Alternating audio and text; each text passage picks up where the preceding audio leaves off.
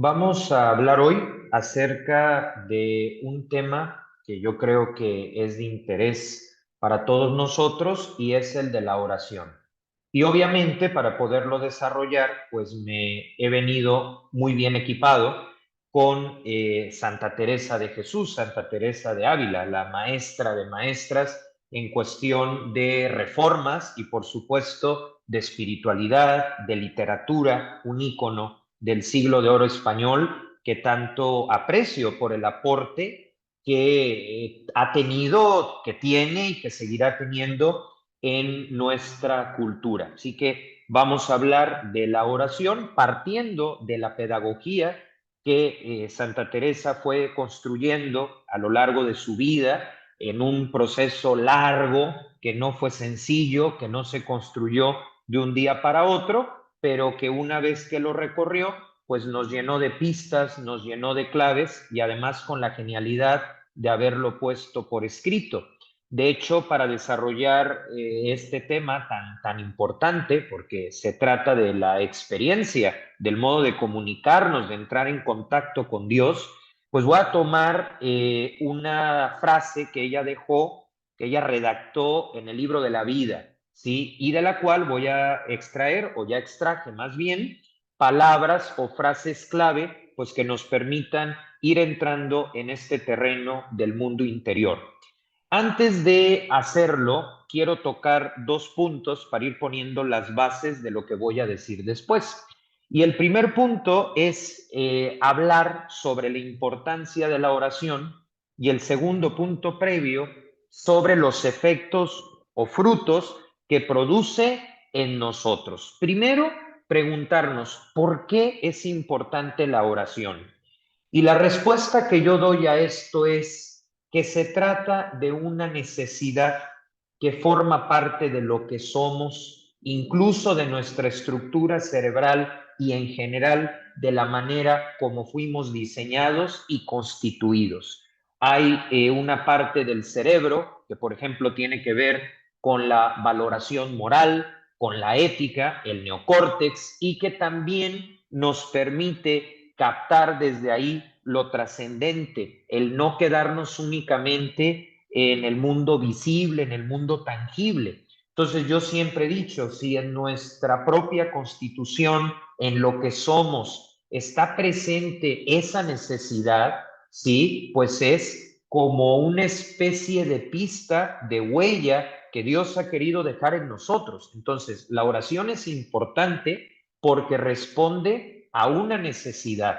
Es como si me dices, ¿por qué es importante tomar agua? Bueno, porque tengo sed y con el agua, al hidratarme, se me quita y eso ayuda al funcionamiento de mi organismo. ¿Por qué es importante la oración?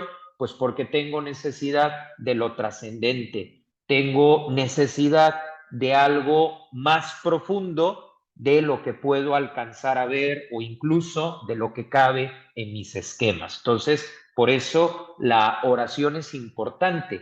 Y esto de que nuestra propia persona está inscrita casi que en el ADN, esta dimensión lo podemos explicar no solo en términos católicos, sino en el hecho de que hoy por hoy es impresionante la cantidad de salas de meditación, prácticas al aire libre, tomando los primeros rayos del sol, combinación de incienso y velas que se ofertan. Y todavía más impresionante la cantidad de consumidores que tiene. Obviamente son espiritualidades alternativas, no comparten los elementos que nosotros tenemos de fondo, pero para mí el hecho de que esto se esté dando, lo que rescato es que hay una búsqueda, o sea, que si no lo tuviéramos inscrito en nuestra persona, no habría tantos podcasts de meditación como ahora. Es un hecho sin precedentes. Es curioso, a pesar de que el secularismo, el ateísmo van ganando terreno, al mismo tiempo crece el agnosticismo, ¿sí? Que se puede entender de dos maneras, ¿no? Como decir, ni puedo afirmar que existe, Dios ni puedo afirmar que no existe, pero también cuenta como agnosticismo cuando se mezclan elementos de espiritualidad. Por ejemplo, nosotros usamos las velas en nuestras celebraciones, pero en el entendido pues de que Cristo es el eje transversal. En estos espacios pues hay una mezcla no homogénea y no reconociendo a Cristo como eje.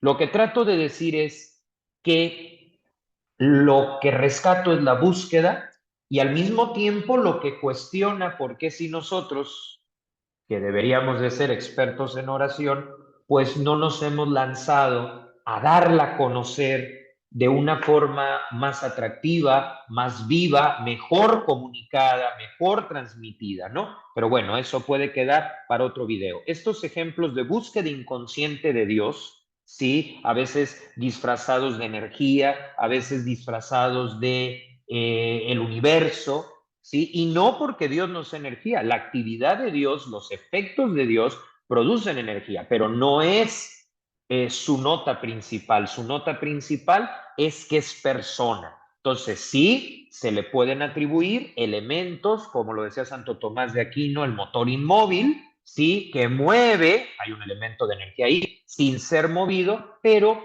no podemos decir que sea solo energía o que sea solo vida, no, es ante todo persona. Y eso, pues, relacionado con la importancia de la oración. Obviamente yo hablaré en términos de la oración católica porque es la nuestra. ¿Y qué efectos produce ya la oración en este entorno?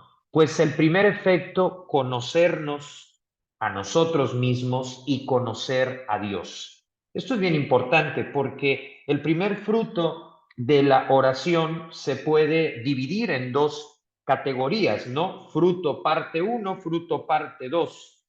Y en el primer aspecto, pues obviamente en la línea de la fe, de la salvación, de la vida eterna, pero también está en que nos ayuda a gestionar mejor nuestra vida y mejorar la calidad de la salud mental que tenemos. Hay estudios que respaldan esto. Entonces, el efecto que produce la oración en nosotros es conocer a Dios, conocernos a nosotros mismos o mejor aún, descubrir a Dios en nosotros y descubrirnos a nosotros en Dios. San Agustín lo explica de una manera como solo él lo puede explicar, bajo esta frase: la oración es el encuentro entre la sed de Dios y la sed del hombre, la sed de la mujer, la sed del ser humano. Y esto es bien importante porque a todos de niños, pues nos resaltaban mucho de tú estás necesitado de oración, tú eres el que necesita rezar. Y sí es cierto, o sea, realmente el ser humano es el primer necesitado de oración. Pero San Agustín nos amplía la mirada y dice, efectivamente, necesitamos de la oración, pero aquí hay otra cosa muy valiosa. Dios, que no necesita de nuestra oración, ha querido necesitarla. Y por eso es grande. Ha querido necesitar de nuestra oración. O sea que bajo esta óptica, cuando yo no hago oración, es como perder una riqueza para mí, pero también Dios pierde cuando le falta mi oración, porque ha querido perder también. ¿Y por qué hace esto? Pues porque nos quiere de una manera que supera lo que yo pudiera explicar o lo que yo pudiera decir. Y esto también es importante, porque así ya la oración ya no se ve como una obligación, sino como una verdadera relación. Así que dicho esto, podemos ahora sí entrar en la pedagogía de Santa Teresa, ¿no? Y Santa Teresa de Jesús nos regala una frase en el libro de la vida 8.5, que aunque se refiere a la oración mental, nos puede servir para cualquier otro grado o tipo de oración. Dice Santa Teresa de Jesús: no es otra cosa oración mental, a mi parecer, sino tratar de amistad, estando muchas veces tratando a solas con quien sabemos nos ama. Esta es una frase de poco más de renglón y medio, pero es la síntesis de toda su vida, de todo el trabajo interior que afortunadamente dejó por escrito, con un estilo literario que sigue sorprendiendo a propios y a extraños. Como se pueden dar cuenta, aquí Santa Teresa es autora de cabecera. Bueno, a la luz de este texto que ya nos hace entrar en el meollo del asunto, yo saqué unas palabras y unas frases clave, algunas literal, tomadas de como ella lo dijo, como ella lo escribió, y otras por deducción. Vamos a ir recorriendo una por una para tener el panorama completo. Las palabras o frases son amistad, el verbo estar, saberse queridos, proceso, experiencia, cambio interior, el verbo tratar y muchas veces. Esas son las palabras o frases que directa o indirectamente he tomado de la definición que nos da en el libro de la vida. Vamos a empezar primero con la palabra amistad, ¿sí? Porque así entiende Santa Teresa de Jesús la esencia o la característica principal de la oración. Y frente a esta palabra hay dos preguntas o dos objeciones que tenemos que resolver. Afortunadamente ese trabajo ya me hizo el favor de hacerlo Santo Tomás de Aquino y eso nos va a facilitar mucho las cosas. Frente a la palabra amistad surgen dos preguntas en el marco de la oración. Primero, ¿podemos ser amigos de Dios considerando que nuestra naturaleza se relaciona con la suya, pero no es idéntica? Y lo segundo, podemos entablar una amistad con alguien a quien no vemos a partir de los ojos humanos. Esas son dos preguntas importantes que nos tenemos que hacer. En el primer caso, Aristóteles en Ética a Nicómaco abordó la cuestión. Y Aristóteles, que creía en Dios, era un creyente, ¿sí? Objetaba a su vez que si bien Dios existe, no se podía trabar amistad con él porque eran dos naturalezas diferentes, una ilimitada y la otra, la nuestra, limitada. Y obviamente que Aristóteles tiene razón en hacer esa distinción. Nosotros tenemos límites, Dios no los tiene. Entonces, Aristóteles dice, no, pues no podría haber una amistad como tal. Bueno, cuando entramos ya en la era cristiana, pues Santo Tomás de Aquino, que sí creía en la amistad con Dios y que la defendió a lo largo de su vida, pues tuvo que ocuparse de la cuestión.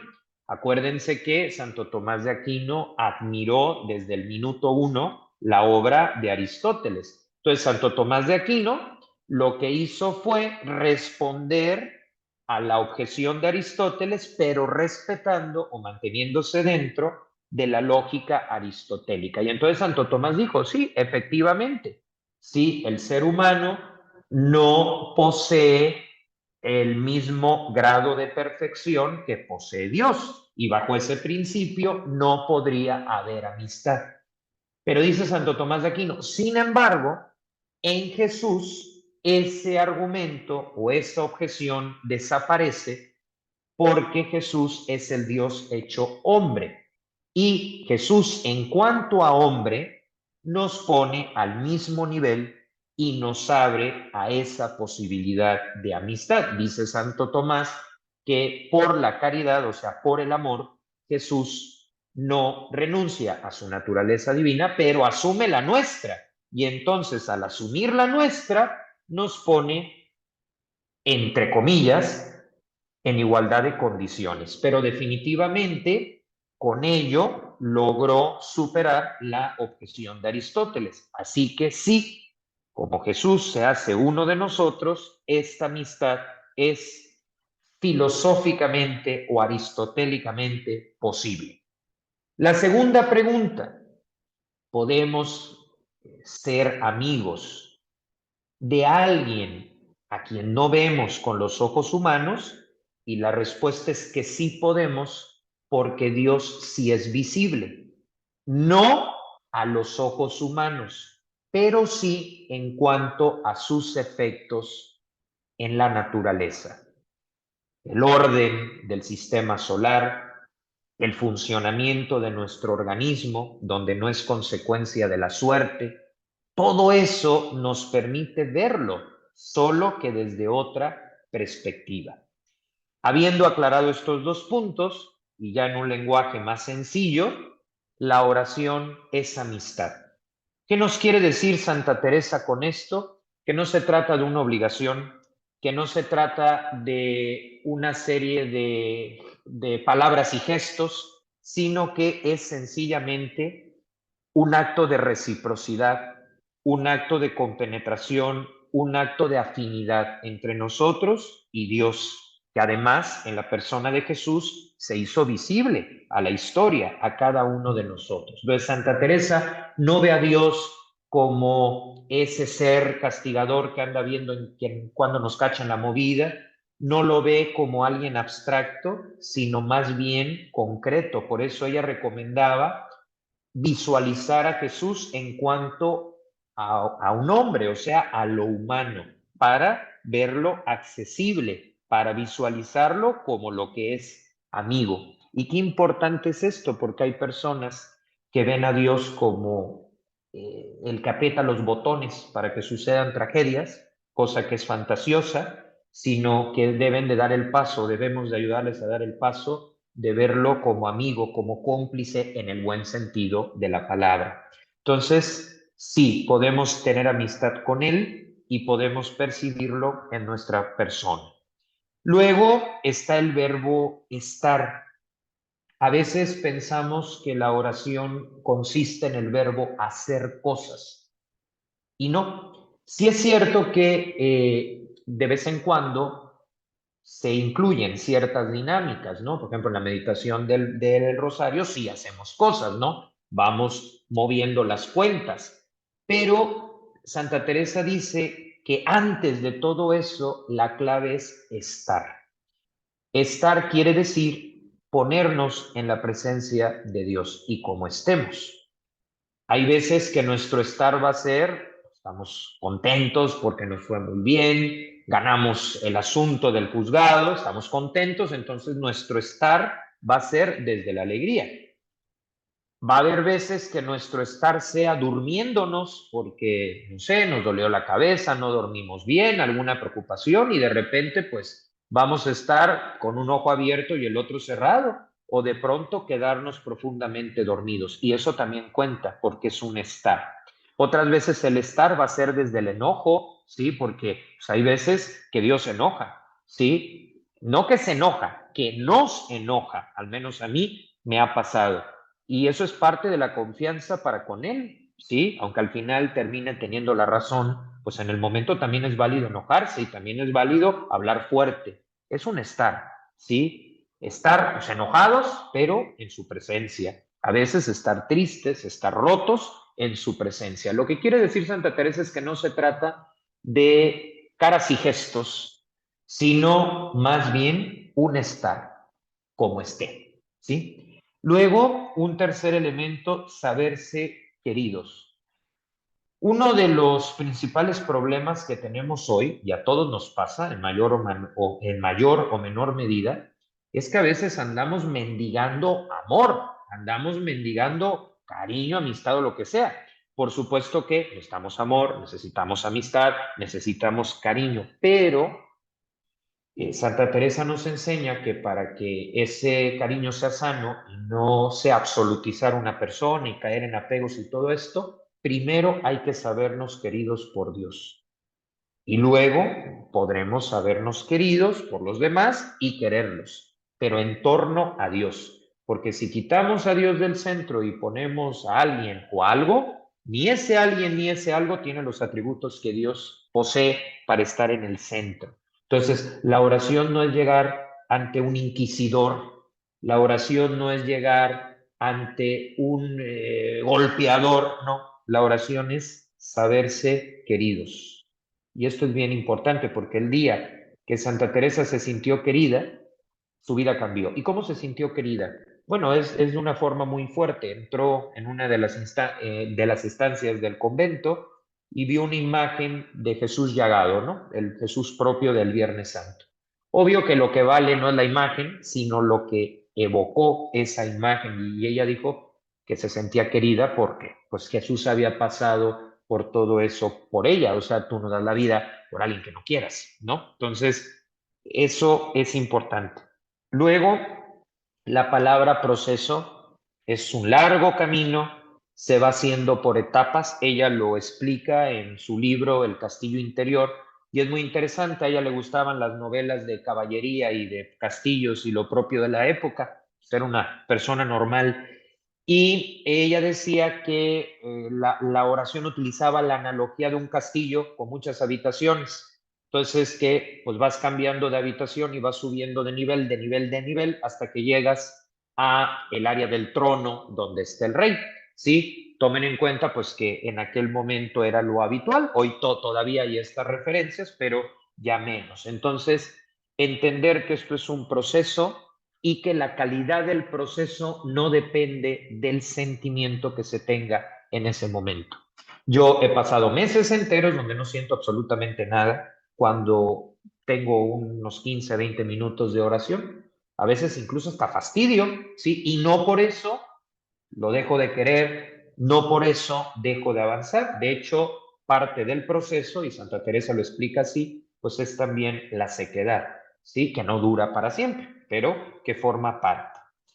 La siguiente palabra es que esto es una experiencia, ¿no? El famoso haz la prueba y verás, ¿sí? Hay que tener experiencia. Y esto es bien importante para los que nos toca dar conferencias, dar una clase o hablar en público. ¿Cómo se nota cuando, y más allá de la oratoria, que en unos puede ser mejor o peor, pero la oratoria cuenta, pero no determina? Lo que determina es si hay o no experiencia de oración. Y esto aplica para los laicos, pero también aplica, por ejemplo, para los sacerdotes cuando dan su homilía. Cuando realmente una persona ha experimentado la oración, hasta te resulta interesante lo que dice. ¿Por qué? Porque no está hablando de forma fría, calculada, limitada, sino desde una narrativa con la que te identificas y estás pues en un camino similar.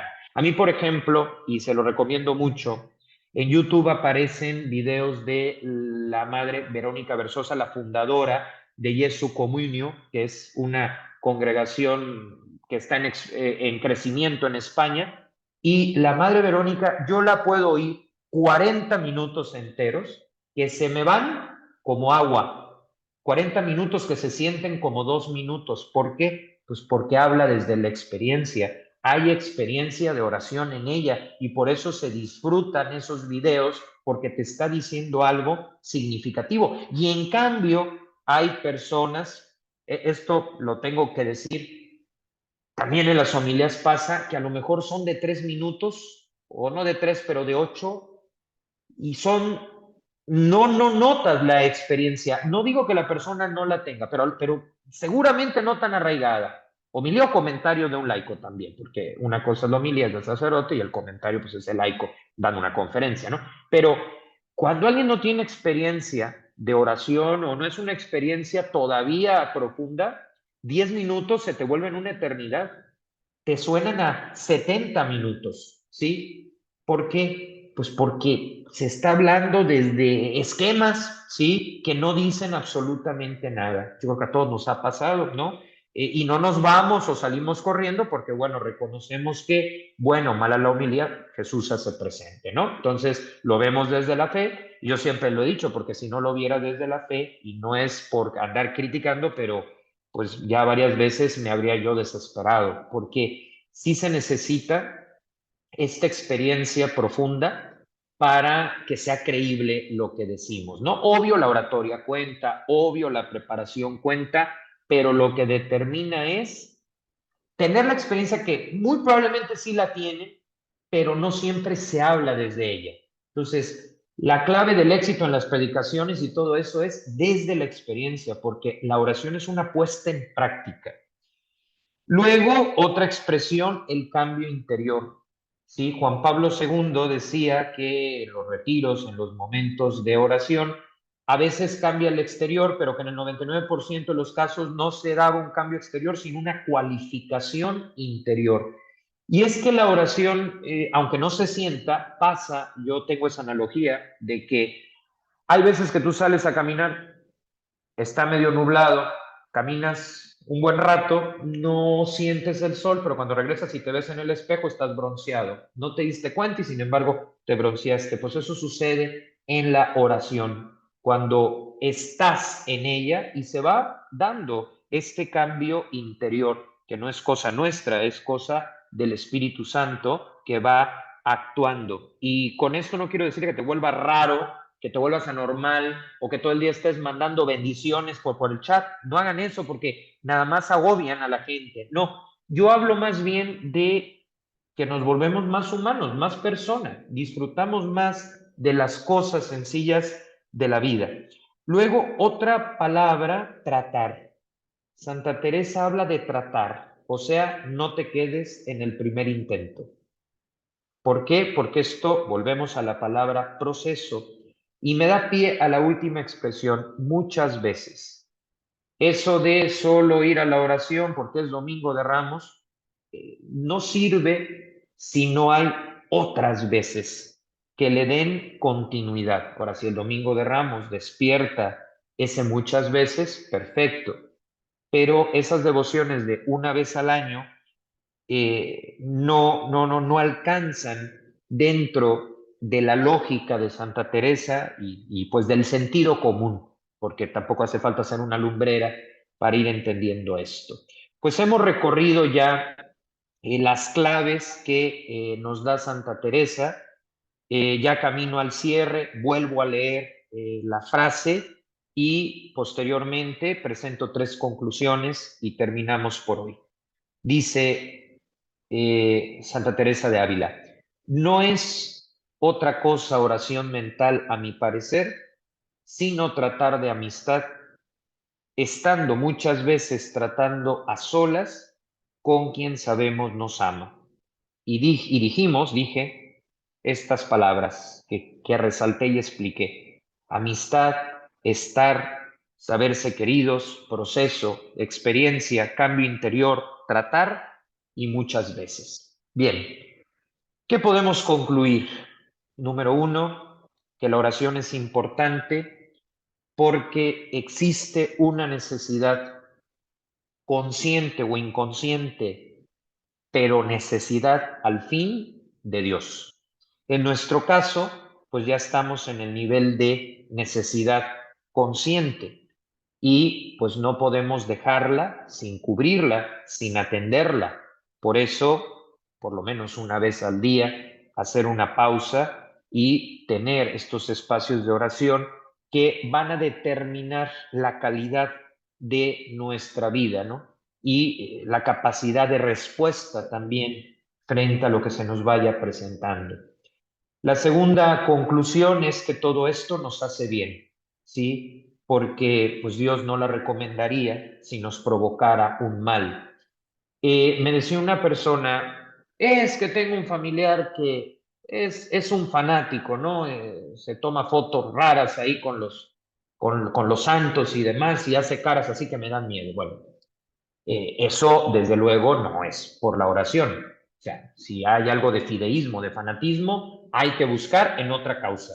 No es la oración, porque la oración, al contrario, la oración te simplifica, ¿sí? La oración te vuelve menos excéntrico, por decirlo de alguna manera. Entonces, lo segundo es que nos hace bien, ¿sí? Las distorsiones, porque todos estamos expuestos a alguna distorsión, no es culpa de la oración, puede deberse a N cantidad de cosas. Una es la falta de formación y pues todo eso se corrige afortunadamente, y otra es pues la falta de alguien que te acompañe. O sea, en la iglesia existe lo que se llama el acompañamiento, que lo dan ciertos laicos, ciertos religiosos, ciertas religiosas, ciertos sacerdotes. Digo ciertos porque pues sí se necesita el carisma de que sean coherentes y una cierta profesionalización. Y digo, porque puede ser que tú seas muy coherente, pero que no tengas el carisma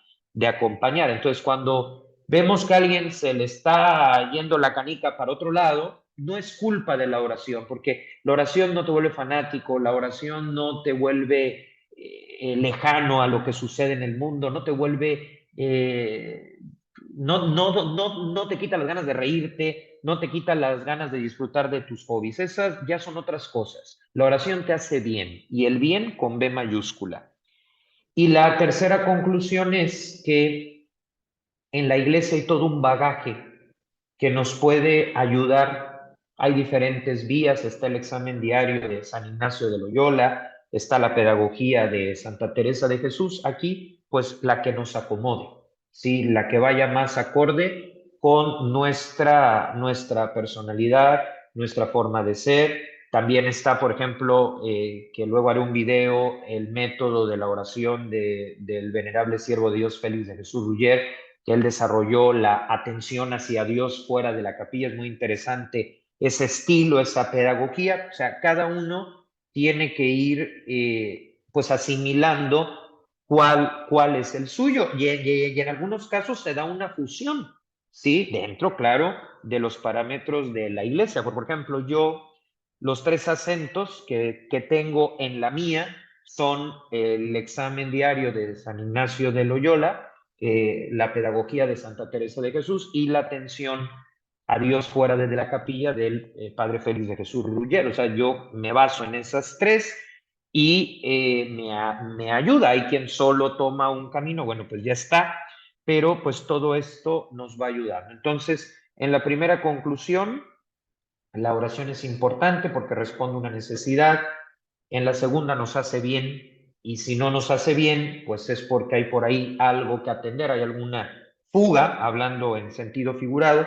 Y lo tercero, pues que dentro de la iglesia hay los medios, las herramientas más apropiadas para que esto se vuelva algo profundo, algo que te levante el ánimo, que te fortalezca y que además se disfruta. Digo, hay veces que sí cuesta más trabajo, ¿no? Porque pues el clima, nuestra disposición física, pero que sea algo a lo que invita a volver, porque puede ser difícil, porque lo es, pero si sabes que vale la pena, ese vale la pena te invita a volver. Pues con esto concluimos este video sobre la oración desde la pedagogía de Santa Teresa de Jesús.